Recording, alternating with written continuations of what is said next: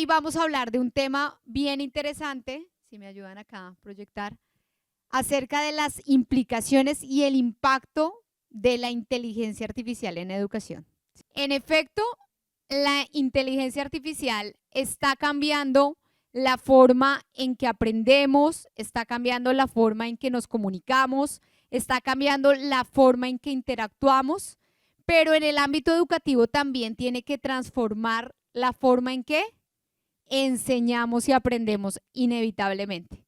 Creo que en los siguientes años tendremos que generar una mayor apropiación de esta herramienta o de estas herramientas de inteligencia artificial generativa para crear un mayor impacto en la educación. En ese orden de ideas, ¿cierto? Sabemos, y ya hay estadísticas que dicen que más del 50% de los trabajos que existen ahora en 10 años no van a existir. Esto es fundamental y esto es un rol que la universidad tiene y un reto muy importante. No lo podemos pasar por alto porque más allá de que yo esté utilizando la inteligencia artificial para dar mis clases, debo darme cuenta e ir más allá para entender la carrera a la que yo pertenezco, cómo se va a transformar con la inteligencia artificial. Sabemos que hay muchas carreras que van a desaparecer por completo. En ese orden de ideas, la universidad tiene un reto fundamental en términos de un cambio curricular, en un cambio de carreras, en un cambio de currículos, y por eso es tan importante que no lo tomemos a la ligera. ¿Cierto? Muchas veces, y este tema del uso de la inteligencia artificial se ha convertido en ¿qué? En, bueno, utilizo GPT y está todo bien, ya listo. ¿Cierto? La inteligencia artificial generativa solo es una de las inteligencias artificiales. Y las profesiones que van a dejar de existir no son por la inteligencia artificial generativa, sino aplicada a la robótica, aplicada a las actividades, aplicada, fíjense que en estos días salieron unas estadísticas que carreras que nosotros siempre diríamos, no, esas carreras no se van a reemplazar, sí van a ser reemplazadas, como por ejemplo la medicina, como por ejemplo el derecho, como por ejemplo algunas ingenierías, que son esos pilares desde los que hemos formado la educación hasta hoy día y que consideramos que son irreemplazables. Esto debe traernos grandes reflexiones y la comunidad universitaria es fundamental que empiece a tomar más, ¿cierto?, en profundidad las implicaciones, usos y transformaciones que viviremos en los siguientes años. Acá fíjense que hay algunas de las noticias, ¿cierto?, que todo el tiempo nos salen en nuestro celular y que cada vez están tomando más fuerza.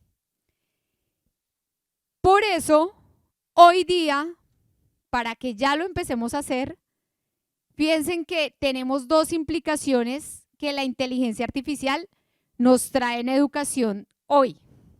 Una, el impacto en los tiempos de la educación.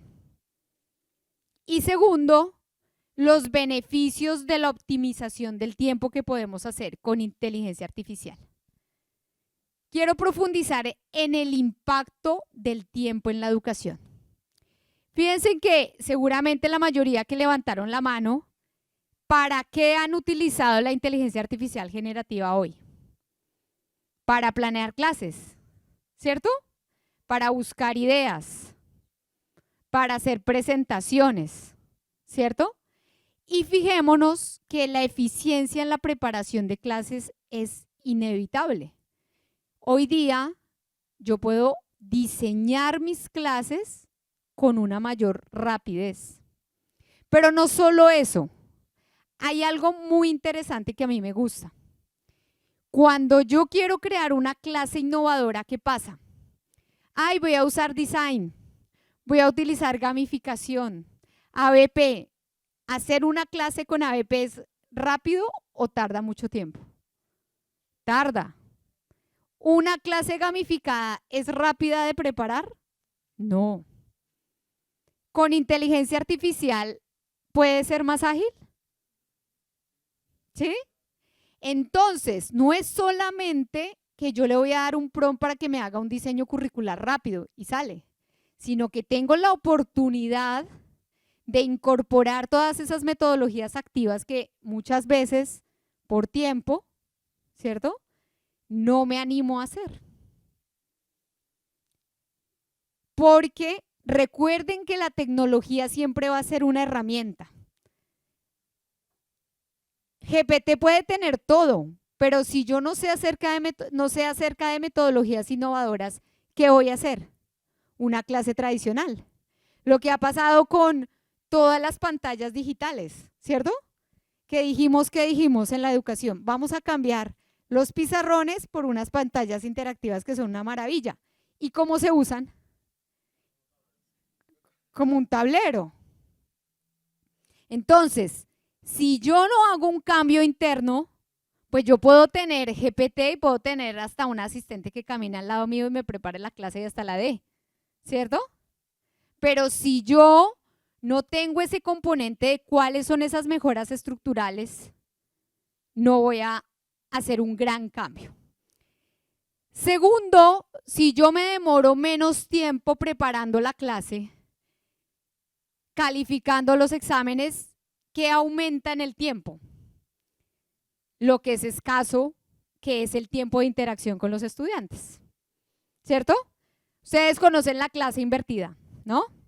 La clase invertida, ¿por qué nació? Porque los docentes decían es que no tenemos tiempo, ¿sí? Porque yo me demoro el 80% dando la clase y el 20% interactuando con los estudiantes. Si nosotros efectivizamos los tiempos en clase, podemos fortalecer las habilidades blandas. Podemos fortalecer la interacción. Siguiente ítem que nos puede facilitar la inteligencia artificial generativa, la mejora en la carga administrativa. Nosotros desde Documa hicimos un ejercicio de preguntarle a los docentes que era, ¿cierto?, ¿qué es lo que menos te gusta hacer de docente? ¿Qué es? Preparar clase, calificar exámenes y la carga administrativa. Responder correos, ¿cierto? Toda esa parte. Con la inteligencia artificial generativa, fíjense que acá tenemos un ejemplo. Un directivo que invierte 20 horas semanales en tareas administrativas podría reducir ese tiempo a la mitad mediante el uso de asistentes virtuales y automatización de procesos. ¿Enfocándose en qué? En la estrategia. Por eso es tan importante y este festival los invita a ustedes a eso, a atreverse, ¿cierto? A experimentar. Porque uno dice, pero un correo, escribir un buen correo, uno se demora, ¿no?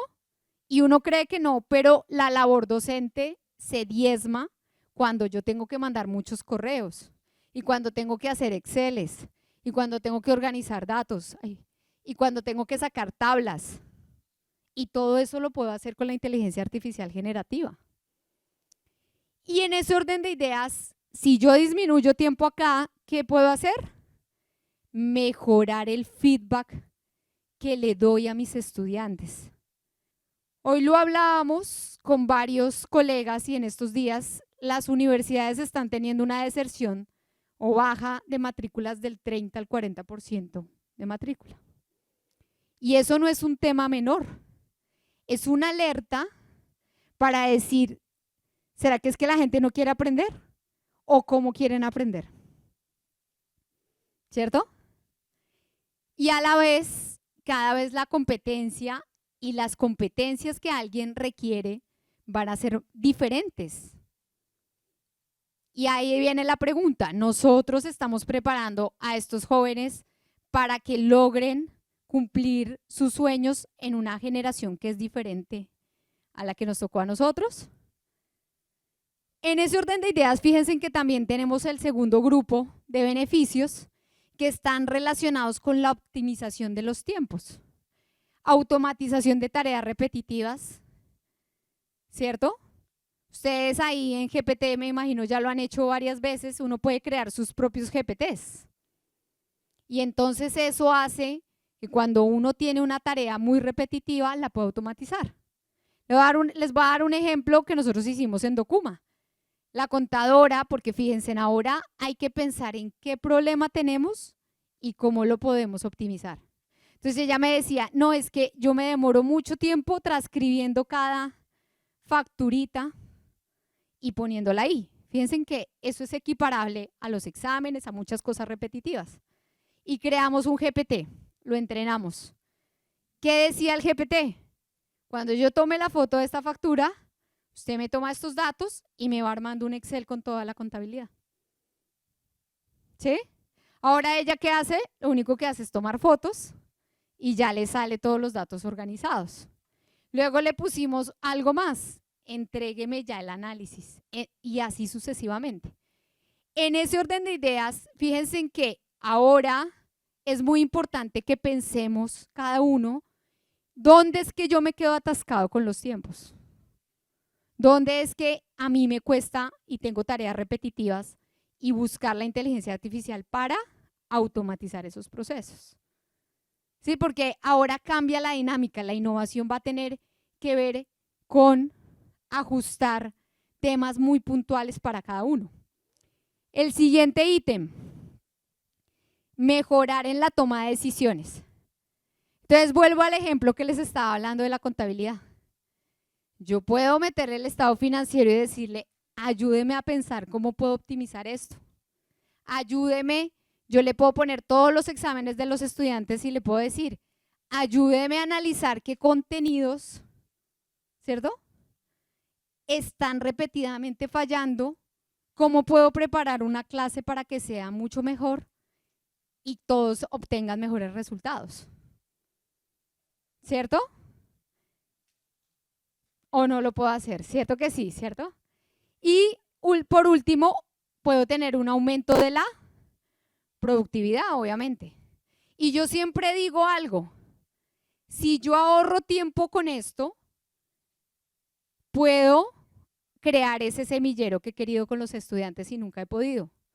Puedo optimizar incluso los maestros. ¿Qué pasa? Nosotros no tenemos horario, porque el domingo, y yo vengo de casa de maestra de preescolar, el domingo está haciendo planificaciones docentes a las 7 de la noche, ¿cierto? Entonces fíjense que esto no tiene que ver solamente con una mejora de lo que hacemos con los estudiantes, sino con nuestro propio tiempo. Tiempo dedicado a la interacción de estudiantes puede aumentar y, ahí estaba repetido, y podemos hacer una personalización del aprendizaje, ¿cierto? Eso es disruptivo, muy disruptivo. ¿Cuál ha sido el otro gran problema que tenemos en la educación? Yo tengo 40 estudiantes, cada uno es diferente, yo no puedo dedicarle tiempo a cada uno. Pero ahora sí puedo personalizar ese aprendizaje. Ahora sí puedo crear guías diferenciadas. Ahora sí puedo, no voy a seguir condenando a mi estudiante que es el mejor, que por lo general, ¿qué le toca hacer? Esperar al resto, ¿cierto? Luego se me desmotiva y se sale de la clase o le pierde la motivación. Sí, porque ese es el más castigado. El castigado no es el que va mal siempre, es el que va más adelante. Entonces yo puedo personalizar ese aprendizaje. Y como les decía, puedo reducir el estrés y sobrecarga laboral. No pasen por alto que en los próximos años va a haber un cambio radical de las carreras, de cómo nos encontramos, de cómo aprendemos. Y es fundamental que las universidades acompañen a los jóvenes en ese camino. Yo no estoy de acuerdo cuando dicen que los jóvenes ya no quieren aprender. Lo que pasa es que quieren aprender diferente. Los tiempos son diferentes, ¿cierto? Y ese es el espacio de encuentro, de fortalecimiento de habilidades, capacidades que genera venir a una universidad. Yo creo que muchos de ustedes conocen personas que no pudieron ir a la universidad, que de pronto hicieron un estudio más corto, y en su relacionamiento, en su estructura, en cómo se desarrollan, ¿cierto?, con otros, eso es notorio. Pero por otro lado, también la sociedad nos está generando otras exigencias.